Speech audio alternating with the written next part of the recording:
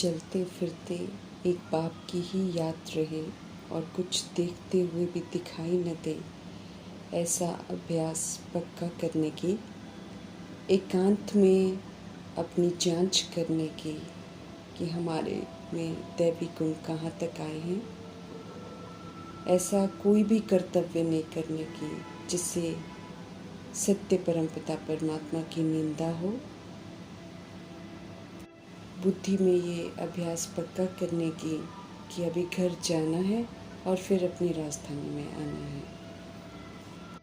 इस याद से सदा खुशी में रहने की, खुशियों के सागर परमपिता परमात्मा की हम आत्माओं के लिए आज की मुरली से शिक्षाएं।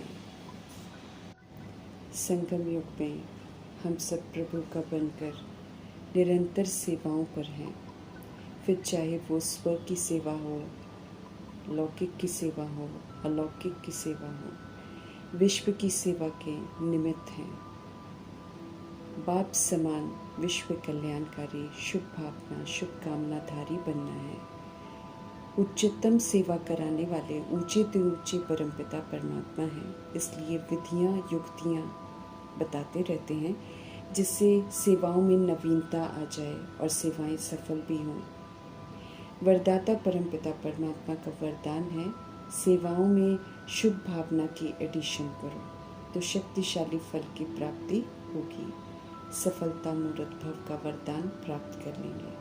समझ देते हैं मीठे परमात्मा कि विश्व कल्याण के कार्य में जो भी सेवा करते हैं उसमें सभी आत्माओं के सहयोग की भावना हो, उनकी खुशी की भावना बीच में समाई हुई हो, सद्भावना हो तो हर कार्य सहज सफल होगा, कोई रुकावट नहीं होगी। उदाहरण देते हैं परमपिता परमात्मा कि जैसे पहले ज़माने में कोई भी कार्य करने जाते थे तो सारे परिवार के आशीर्वाद लेकर जाते थे, तो सब राज़ी रहते थे, खुश रहते थे, तो कार्य करने वाले सभी की अच्छी ऊर्जा लेकर जाते थे, तो कार्य सफल भी होता था। अब तो एक दूसरे से छिप कर कार्य करना पसंद करते हैं, तो नकारात्मक ऊर्जा के पात्र भी बन जाते हैं। मेहनत ज़्यादा करते हैं, सफलता कम मिलती है। कम मेहनत में ज़्यादा सफलता की युक्ति बताते हुए एकता के महत्व की तरफ ध्यान खिंचवाते हुए मीठे परमात्मा हम आत्मा को समझ देते हैं कि वर्तमान सेवाओं में सभी के सहयोग की शुभ भावना की एडिशन चाहिए। समझ देते हैं कि कोई भी कार्य करने के पहले सभी की शुभ भावनाएं शुभकामनाएं लो, सभी को महत्व दो, सभी को विश्व की सेवा में शामिल करो तो सभी आत्माएं संतुष्ट और खुश रहेंगी। उनके संतुष्टता का बल भरना है सबके सहयोग की, खुशी की, सद्भावना की शक्ति कार्य को ज़बरदस्त तरीके से थोड़े ही समय में सफलतापूर्वक पूरा करवा देगी। यकीन दिलाते हैं वरदाता परमपिता परमात्मा कि इस विधि से शक्तिशाली फल निकलेगा। जैसे सर्वशक्तिमान बाप निरअहंकारी बन सदा जी हाजिर करते हैं जब बच्चे बुलाते हैं, ऐसे बाप के बच्चे हैं हम सब, तो हमें भी सेवा में जी हाजिर जी हजूर करना चाहिए। ये उम्मीद रखते हैं प्रभु जी हम आत्माओं से। ईश्वरीय सेवा पुण्य का कार्य है, इसमें तो सारे कार्य छोड़कर दिल से हाजिर हो जाना है तो पुण्य जमा हो जाएगा। रजोगुनी तमोगुनी मिलावट से बुद्धि बिल्कुल अस्वच्छ हो गई थी। अब बुद्धि को स्वच्छ बनाना है और विधि है याद से। दिव्य गुण भी धारण करने हैं, इन्हें धारण करने की शक्ति भी याद से ही आएगी।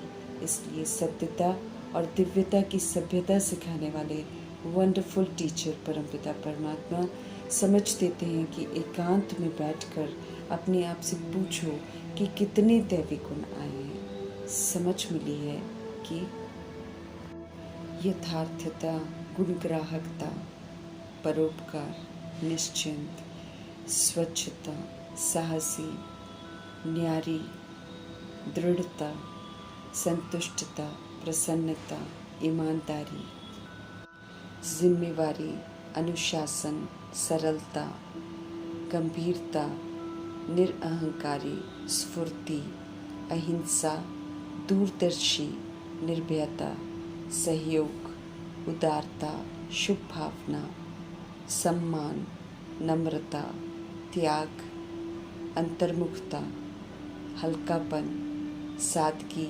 सहनशीलता, रहम दिल, स्वतंत्रता, आज्ञाकारी, नियमितता, धैर्यता, शालीनता, पवित्रता, श्रेष्ठता, आत्मविश्वास, मधुरता, अथकपन दैवी गुण हैं जिनकी धारणा चरित्र में अगर आ जाए तो देवता बना देगी, लक्ष्मी नारायण के घराने में आने का हक प्राप्त करा देगी, सतयुगी देव आत्मा का टाइटल प्राप्त होगा। हमें याद रखना है, मीठे परमात्मा हम आत्माओं को मनुष्य से देवता बनने की पढ़ाई पढ़ा रहे हैं। आसुरी अवगुणों को धारण कर हम सब असुर बन गए थे, अब आसुरीपन से हमको मुक्त होना है। प्रभु की नज़र हम सभी पर निरंतर है, जहाँ कहीं उन्हें खामियाँ दिखती हैं, शुभ चिंतक बन वे हमारा ध्यान खिंचवाते रहते हैं। जिन अवगुणों को रावण राज्य में स्वाभाविक समझा जाता है, वो कितना नुकसानकारक हैं, ये प्रभु आकर समझ देते हैं कि ये अवगुण भूत हैं जिनसे बचकर हमको रहना है। समझ देते हैं कि रफ टफ बात नहीं करनी है और ना ही कटु वचन बोलने हैं। समझ देते हैं कि ये आसुरी अवगुण कैसे बंधनों में बांध देते हैं, श्रापित कर देते हैं, सजाओं का पात्र बना देते हैं, रुलाते हैं, दुख देते हैं, पश्चाताप करवाते हैं, खुद ही फिर बंधनों को काटना भी पड़ेगा। समझ देते हैं मीठे परमात्मा कि अभ्यास करो कि अब हमें घर जाना है, फिर नई राजधानी में आना है, हमें सतोगुनी सतयुगी देवात्मा बनना है। इस तरफ पूरा ध्यान देना है। बाकी इस दुनिया में सब कुछ देखते हुए हमें कुछ भी दिखाई न दे। इस समय सब कुछ अस्त व्यस्त है, हमें किसी के प्रभाव में नहीं आना है। प्रभाव में आने से फिर हम उन्हीं की तरह बन जाएंगे और उल्टी चलन चलेंगे।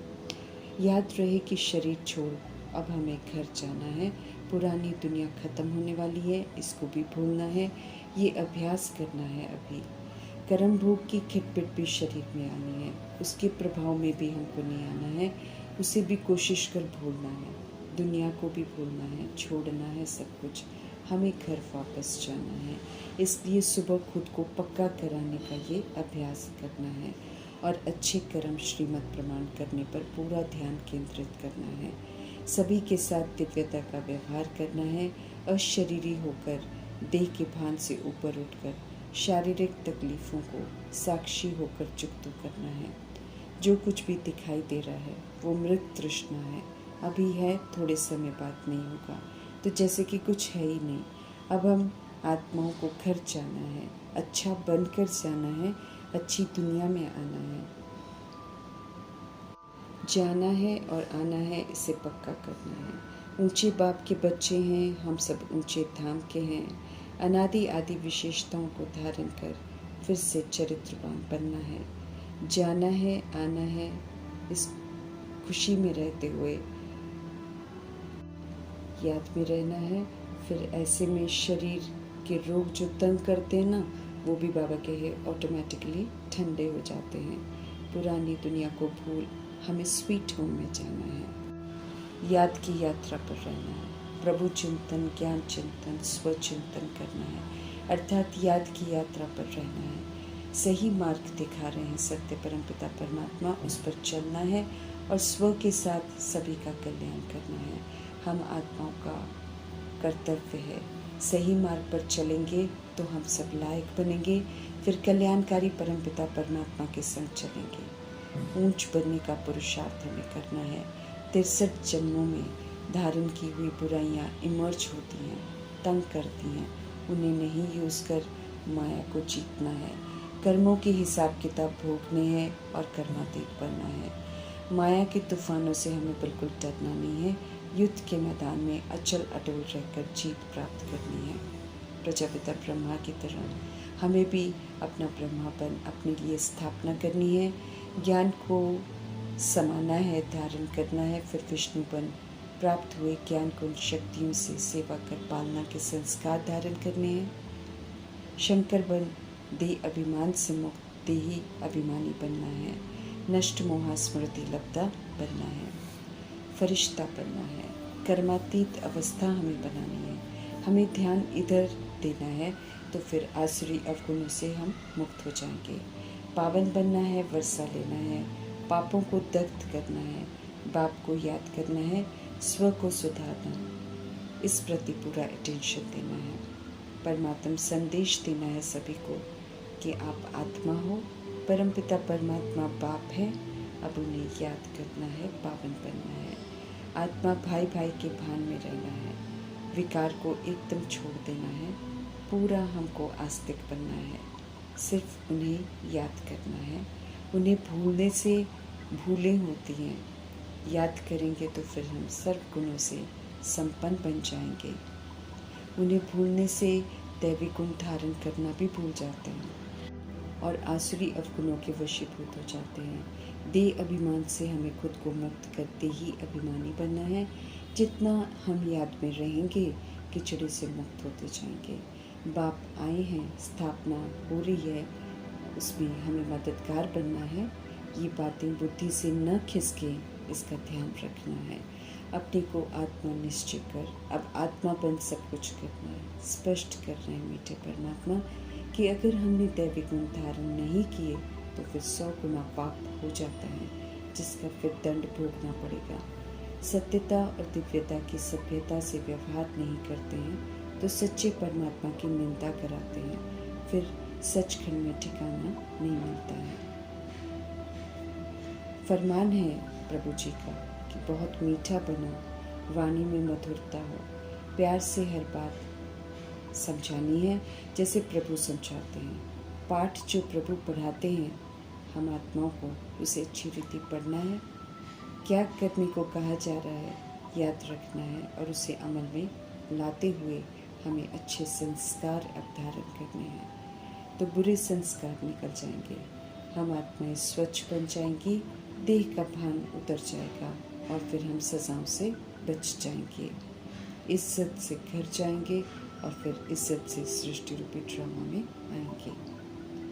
सत्य की पहचान देकर हम आत्माओं को फिर से सच्चा बनाने वाले सत्य सुंदर शिव पिता परमात्मा का धन्यवाद करते हुए ओम शांति।